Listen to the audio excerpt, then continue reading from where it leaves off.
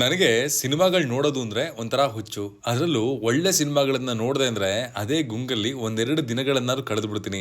And ಆ ಸಿನಿಮಾಗಳ ಬಗ್ಗೆ ನಿಮ್ಗೆ ತಿಳಿಸ್ಕೊಡೋದಕ್ಕೂ ನಮ್ಗೆ ಸಖತ್ ಖುಷಿ ಆಗುತ್ತೆ. ಅಂಡ್ ಅಬ್ಸೆಷನ್ ನಂತಹ ಸಿನಿಮಾಗಳು ಬಂದಾಗ ಅದ್ರ ಬಗ್ಗೆ ನಿಮ್ಗೆ ಹೇಳಬೇಕು ಅಂತಂದ್ರೆ ಇನ್ನೂ ಒಂದು ಪಟ್ಟು ಜಾಸ್ತಿನೇ ಖುಷಿ ಆಗುತ್ತೆ. ಅಬ್ಸೆಷನ್ ಇದು ಕರಿ ಬಾರ್ಕರ್ ಅವರು ಡೈರೆಕ್ಟ್ ಮಾಡಿರುವಂತಹ psychological horror cinema.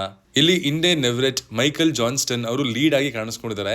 Cinema ತಯಾರಾದದ್ದು $1 million ಅಂದ್ರೆ ಇಂಡಿಯನ್ ರುಪೀಸ್ ಅಲ್ಲಿ 9 ಕೋಟಿ ರೂಪಾಯಿಲಿ. ಅಂಡ್ ಆಸ್ ಆಫ್ ಟುಡೇ ಜಗತ್ತಿನಾದ್ಯಂತ 1750 ಕೋಟಿಯ ಆಸುಪಾಸಿನಷ್ಟು ಕಲೆಕ್ಷನ್ ಅನ್ನ ಈ ಸಿನಿಮಾ ಮಾಡಿದೆ. ಕೇವಲ ಇಂಡಿಯಾದಲ್ಲೇ 13 ಕೋಟಿ ಗಳಿಸೋ ಮೂಲಕ ತನ್ನ ಬಜೆಟ್ ಅನ್ನ ನಮ್ಮ ದೇಶದಲ್ಲೇ ರಿಕವರ್ ಮಾಡ್ಕೊಂಡಿದೆ ಅಂತ ಕೂಡ ಹೇಳ್ಬೋದು. ಸೊ ಇಷ್ಟೊಂದು ಹೈಪು ಎಕ್ಸ್ಪೆಕ್ಟೇಷನ್ಸ್ ಗಳ ನಡುವೆ ನಾನು ಈ ಸಿನಿಮಾ ನೋಡ್ಕೊಂಡು ಬಂದೆ. ಏನ್ ಅನ್ಸ್ತು, ಏನ್ ಇಷ್ಟ ಆಯ್ತು, ಏನ್ ಕಷ್ಟ ಕೊಡ್ತು ಎಲ್ಲವನ್ನ ಈ ರಿವ್ಯೂಲ್ ಹೇಳ್ತೀನಿ, ಬನ್ನಿ ನೋಡ್ಕೊಂಬರೋಣ. ಹಾಯ್ ಎಲ್ರಿಗೂ ನಮಸ್ಕಾರ ಅಂಡ್ ವೆಲ್ಕಮ್ ಟು ಖಡಕ್ ಸಿನಿಮಾ. ನಾವು ಮಾಡುವಂತಹ ರಿವ್ಯೂಗಳು ಕಂಟೆಂಟ್ಗಳು ನಿಮ್ಗೆ ಇಷ್ಟ ಆದ್ರೆ ಮಾತ್ರ ಚಾನೆಲ್ನ ಸಬ್ಸ್ಕ್ರೈಬ್ ಮಾಡ್ಕೊಡಿ ಅಂಡ್ ವಿಡಿಯೋಗೆ ಹೈಪ್ ಕೊಡಿ. ನಮ್ ಕೆಲ್ಸಕ್ಕೂ ಒಂದು ಸಾರ್ಥಕತೆ ಸಿಕ್ಕಂಗಾಗುತ್ತೆ. ಕರಿ ಬಾರ್ಕರ್ ಅವರು ಯೂಟ್ಯೂಬ್ ನಲ್ಲಿ comedy skits, short film content ಮಾಡಿಕೊಂಡು ಒಂದಷ್ಟು ಖ್ಯಾತಿಯನ್ನ ಪಡ್ಕೊಂಡಿದ್ರು. ಅಂಡ್ ಆ ಖ್ಯಾತಿ ಕೇವಲ ಒಂದು ಲಿಮಿಟೆಡ್ ಜನರ ಮಧ್ಯೆ ಇತ್ತು. ಬಟ್ ಈಗ ಅಬ್ಸೆಷನ್ ವರ್ಲ್ಡ್ ವೈಡ್ ಸೌಂಡ್ ಮಾಡ್ತಾ ಇದೆ ಅಂಡ್ ಅವ್ರಿಗೆ ತಕ್ಕ ಫೇಮ್ ಕೂಡ ಸಿಗ್ತಾ ಇದೆ. ಸಿನಿಮಾ ನೋಡಿದ್ಮೇಲೆ ಇದ್ರ ಬಗ್ಗೆ ಇನ್ನಷ್ಟು ತಿಳ್ಕೊಳ್ಳೋಣ ಅಂತ ಒಂದಷ್ಟು ರಿಸರ್ಚ್ ಮಾಡಬೇಕಾದ್ರೆ ಗೊತ್ತಾಗಿದ್ದೇನು ಅಂತಂದ್ರೆ ಈ ಸಿನಿಮಾದ ಶೂಟಿಂಗ್ ಕೇವಲ 30 ದಿನಗಳಲ್ಲಿ ಮುಗ್ದಿರೋದು. ಎಂತ ಸರ್ಪ್ರೈಸಿಂಗ್ ಅಲ್ವಾ ಗುರುವೆ. ಕತೆ ಹೊಡೆದೇ ಜಾಸ್ತಿ ಆಯ್ತು. ಈಗ ರಿವ್ಯೂ ಕಡೆಗೆ ಬರೋಣ. ಇಲ್ಲಿ ನಮ್ಮ ಮೈನ್ ಲೀಡ್ ನ ಹೆಸರು ನಿಕ್ಕಿ ಹಾಗೂ ಬೇರ್ಗೆ ನಿಕ್ಕಿ ಅಂದ್ರೆ ತುಂಬಾ ಇಷ್ಟ. ಬಟ್ ಅವಳು ಅವನ್ಗೆ ಸಿಗಲ್ಲ ಅನ್ನೋದು ಅವನಿಗೆ ಗೊತ್ತು. ಸೊ ಆ ಪ್ರೀತಿನ ಪಡ್ಕೊಳ್ಳೋದಕ್ಕೆ ಅವನು super natural toy one wish willow ಎಂಬ ಟಾಯ್ನ ಸಹಾಯ ತಗೊಳ್ತಾನೆ. ಅಂಡ್ ಅದಾದ ಮೇಲೆ ಅನಾಹುತಗಳ ಸುರಿಮಳೆನೆ ಇವನ ಬದುಕಲ್ಲಿ ಆಗೋದಕ್ಕೆ ಸ್ಟಾರ್ಟ್ ಆಗುತ್ತೆ. ಅಂಡ್ ಅಲ್ಲಿಂದ ಮುಂದಕ್ಕೆ ಏನಾಯ್ತು ಅನ್ನೋದನ್ನ ನೀವು ಸಿನಿಮಾ ನೋಡೇ ತಿಳ್ಕೊಬೇಕು. ಸಿನಿಮಾದ ಬಿಗ್ಗೆಸ್ಟ್ ಪಾಸಿಟಿವ್ಸ್ ಇಲ್ಲಿನ ಪರ್ಫಾರ್ಮೆನ್ಸ್ಗಳು. ಇಂಡೇನ್ ನೆವ್ರೆಟ್ ಆಸ್ ನಿಕ್ಕಿ ಈ ವರ್ಷ ಹಾಲಿವುಡ್ ನ ಮೇಜರ್ ಅವಾರ್ಡ್ಸ್ ಎಲ್ಲವನ್ನ ಗ್ರ್ಯಾಬ್ ಮಾಡ್ಕೊಳ್ತಾನೆ ಅನ್ನೋದ್ರಲ್ಲಿ ಡೌಟೇ ಬೇಡ. ಬರೀ ತಮ್ಮ ಮ್ಯಾನರಿಸಮ್ ನಲ್ಲಿ ಅಂಡ್ ಎಕ್ಸ್ಪ್ರೆಷನ್ಸ್ ನಲ್ಲಿ ಭಯವನ್ನ ಹುಟ್ಟಾಕ್ತಾರೆ ಥ್ರೂ ಔಟ್ ದ ಫಿಲ್ಮ್. ಆ ಶಾಕ್ ವ್ಯಾಲ್ಯೂ, ಭಯ, ಟೆನ್ಷನ್ ಏನೇ ಫೀಲ್ ಆದ್ರೂ ಅದರ ಕ್ರೆಡಿಟ್ ಎಲ್ಲವೂ ಇವ್ರಿಗೆ ಹೋಗ್ಲೇಬೇಕು. ಪರ್ಫಾರ್ಮೆನ್ಸ್ ನೋಡಿ ನಾನಂತೂ ಸಿಕ್ಕಾಪಟ್ಟೆ ಇಂಪ್ರೆಸ್ ಆಗೋಗಿದ್ದೀನಿ. ಅಷ್ಟೇ ಅಲ್ಲದೆ ಎಂಬ ಪಾತ್ರದಲ್ಲಿ ಕಾಣಿಸ್ಕೊಂಡಿರುವಂತಹ ಮೈಕೆಲ್ ಅವರ ಪರ್ಫಾರ್ಮೆನ್ಸ್ ಕೂಡ ಎಕ್ಸ್ಟ್ರೀಮ್ಲಿ ಬ್ರಿಲಿಯಂಟ್ ಅಂತ ಹೇಳಬೇಕು. ಒಬ್ಬ ಭಯ ಪಡೋನಾದ್ರೆ ಇನ್ನೊಬ್ಳು ಭಯ ಪಡಿಸೋಳು. ಇಬ್ರು ಒಬ್ರಿಗೊಬ್ರು ಕಾಂಪ್ಲಿಮೆಂಟ್ ಮಾಡಲೇಬೇಕು, ಒಬ್ರಿಗೊಬ್ರು ಪರ್ಫೆಕ್ಟ್ ರಿಯಾಕ್ಷನ್ಸ್ ಗಳನ್ನ ಕೊಡ್ಲೇಬೇಕು. ಅವಾಗ ಮಾತ್ರ ಆಡಿಯನ್ಸ್ ಆಗಿ ಆ ಎಮೋಷನ್ನು, ಆ ಫಿಯರು ನಮಗೆ ಕನ್ವೆ ಆಗೋದು. ಅಂಡ್ ಈ ವಿಷಯದಲ್ಲಿ ಸಿನಿಮಾ ಎತ್ತಿದ ಕೈ ಅಂತ ಹೇಳ್ತೀನಿ.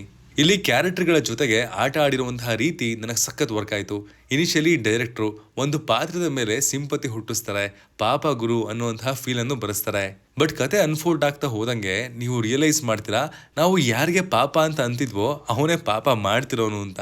ಇನ್ನು ಇಲ್ಲಿನ ಹಾರರ್ ಬಗ್ಗೆ ಹೇಳಬೇಕು ಅಂತಂದ್ರೆ ಟ್ರೈಲರ್ ನೋಡಿ ಹೋಗಿದ್ರೆ ಜಂಪ್ ಸ್ಕೇರ್ಸ್ ನ ಎಕ್ಸ್ಪೆಕ್ಟೇಷನ್ಸ್ ಇರಬಹುದು. ಆದ್ರೆ ಇಲ್ಲಿ ಭಯ ಹುಟ್ಟೋದೆ ಬೇರೆ ಕಡೆಯಿಂದ. ಒಬ್ಬ ಮನುಷ್ಯ ಫ್ರೀ ವಿಲ್ ನ ಕಳ್ಕೊಂಡಾಗ ಏನಾಗುತ್ತೆ, ಒಂದು ರಿಲೇಶನ್ಶಿಪ್ ಕನ್ಸೆಂಟ್ ಇಲ್ಲದೆ ಕ್ರಿಯೇಟ್ ಆದ್ರೆ ಅದು ಎಷ್ಟು ಡೇಂಜರಸ್. ಈ ಥಾಟ್ಸು ಸಿನಿಮಾ ಮುಗಿದ ಮೇಲೆ ಕೂಡ ಮೈಂಡ್ ಅಲ್ಲಿ ಉಳಿತವೆ. ಅದು ನನಗೆ ಪರ್ಸ್ನಲಿ ತುಂಬಾ ವರ್ಕ್ ಆಯ್ತು.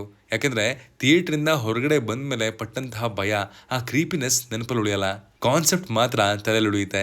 ಇಲ್ಲಿನ ಬೆಸ್ಟ್ ಪಾರ್ಟ್ ಏನು ಅಂತಂದ್ರೆ ಈ ಸೀರಿಯಸ್ ಸಿಚುವೇಶನ್ಸ್ ಅಲ್ಲೂ ಒಂದಷ್ಟು ಹ್ಯೂಮರ್ ಇದೆ. ಅದು ಡೈರೆಕ್ಟ್ರು ಬೇಕಂತಲೇ ಇಟ್ರು ಅಥವಾ ಅದು ಅನ್ಇಂಟೆನ್ಷನಲಿ ಫನ್ನಿ ಆಗಿ ಉಳ್ಕೊಳ್ತೋ ಐಡಿಯಾ ಇಲ್ಲ.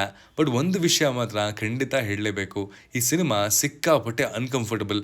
ಎಷ್ಟೋ ಸಲ ನಾವು ಎಕ್ಸ್ಪೆಕ್ಟೇ ಮಾಡಿರಲ್ಲ ಆ ತರದ ಒಂದು ಶಾಕ್ ಅನ್ನ ಜನರೇಟ್ ಮಾಡುತ್ತೆ.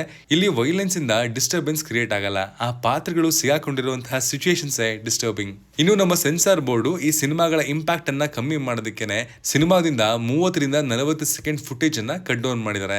ಕೇಳೋದಕ್ಕೆ ಈ ರನ್ ಟೈಮು ಬಹಳ ಕಮ್ಮಿ ಅಂತ ಅನ್ಸ್ಬೋದು. ಬಟ್ ಆಕ್ಚುಯಲ್ ಸಿನಿಮಾ ನೋಡ್ಬೇಕಾದ್ರೆ ಇದು ನಿಮ್ಮ ಎಕ್ಸ್ಪೀರಿಯನ್ಸ್ಗೆ ಕಿರಿಕಿರಿ ಖಂಡಿತ ಮಾಡುತ್ತೆ. ಇನ್ನು ಟೆಕ್ನಿಕಲ್ ಸೈಡ್ ಬಗ್ಗೆ ಸ್ವಲ್ಪ ಮಾತಾಡೋಣ. ನನಗೆ ಪರ್ಸ್ನಲಿ ಇಲ್ಲಿನ ಸಿನಿಮಾಟೋಗ್ರಫಿ ತುಂಬಾ ಇಷ್ಟ ಆಯ್ತು.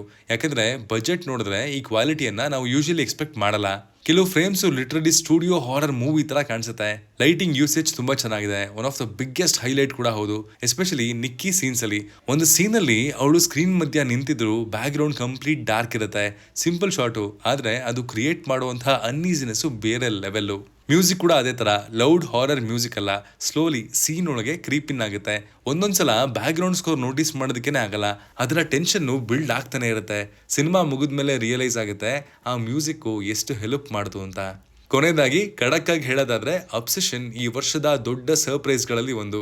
ಇದು ಪರ್ಫೆಕ್ಟ್ ಹಾರರ್ ಸಿನಿಮಾ ಅಲ್ಲ, ಆದ್ರೆ ಮರೆಯೋಕೆ ಆಗದೆ ಇರುವಂತಹ ಹಾರರ್ ಸಿನಿಮಾ ಅಂತ ಖಂಡಿತ ಹೇಳ್ತೀನಿ.